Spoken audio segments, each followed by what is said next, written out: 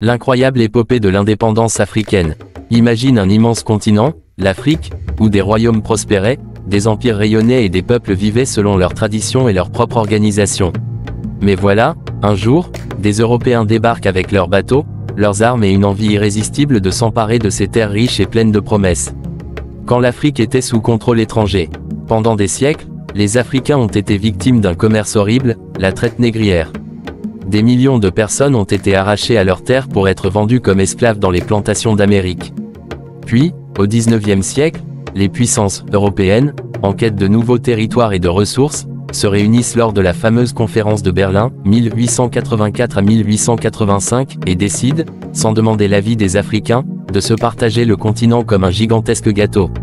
Résultat, l'Afrique est colonisée presque entièrement. Les Français, les Britanniques, les Belges, les Portugais, les Allemands et les Italiens imposent leur domination, exploitent les ressources et forcent les populations à travailler pour eux.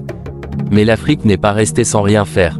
La révolte gronde. Pendant la Première et la Deuxième Guerre mondiale, les Africains sont envoyés sur les champs de bataille pour défendre les pays colonisateurs. Ils se battent courageusement, mais en revenant, ils se posent une question essentielle: pourquoi devrions-nous nous battre pour eux alors que nous ne sommes même pas libres chez nous? C'est là que les choses commencent à bouger. Inspirés par les mouvements de libération à travers le monde, comme l'indépendance de l'Inde en 1947, des leaders africains émergent.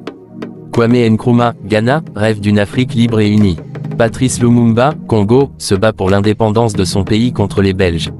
Jomo Kenyatta, Kenya, mène une révolte contre les Britanniques. Sékou Touré, Guinée, dit un grand non à la France et choisit l'indépendance immédiate. Partout sur le continent, les peuples s'organisent, manifestent, réclament leur liberté. Certains obtiennent leur indépendance par la négociation, d'autres doivent passer par des guerres sanglantes comme en Algérie ou en Angola.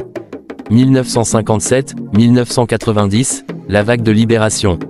Le premier pays d'Afrique subsaharienne à devenir indépendant est le Ghana en 1957, suivi par une avalanche de libération en 1960, une année clé où 17 pays africains obtiennent leur souveraineté. Petit à petit, l'Afrique brise ses chaînes. Les colonies françaises et britanniques accèdent à l'indépendance dans les années 1960. Les colonies portugaises, Angola, Mozambique, Guinée-Bissau, doivent lutter jusqu'en 1975. La Namibie est le dernier pays africain à obtenir son indépendance en 1990. Et après, l'indépendance n'a pas tout réglé.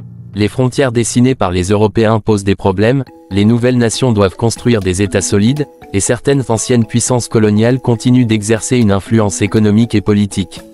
Mais une chose est sûre, les Africains ont repris leur destin en main.